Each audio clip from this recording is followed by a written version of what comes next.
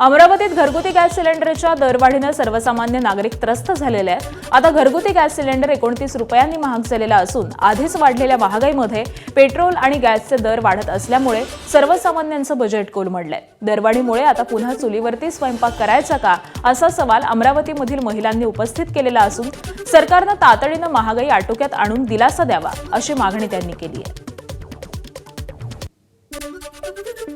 Iran अमेरिकेचं जे युद्ध आहे त्यामुळं कसं आहे, हा गॅसचे जे आहे जे पूर्ण हे तर ते कमी येऊन राहिलेले आहे, त्यामुळं तुटवड्यामुळं हा जो प्रॉब्लेम आलेला आहे। सामान्य जनतेसाठी तर ऑब्वियस आहेच की ते बजेट तर थोडा हलतोच आहे, बट ठीक आहे की काही गोष्टींना आपल्याला त्या अडचणींना सामोर जावंच लागणार आहे। आणि आम्ही म्हणजे हेच अपेक्षा करू की पुढे चालून या गोष्टींचा जास्ती हे नको व्हायला, त्रास नको व्हायला सामान्य जनतेसाठी तरी। बजेट कोलमडलं असलं आता ह्या भाववाढीमुळं सरकारकडनं एवढीच अपेक्षा आहे आता की 500 ते 600च्या दरम्यान सिलेंडरचे भाव पाहिजे।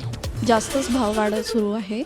पहिले जे सिलेंडरचे भाव होते आणि आताचे जे आहे ते दुप्पटच्या याच्यात आहे।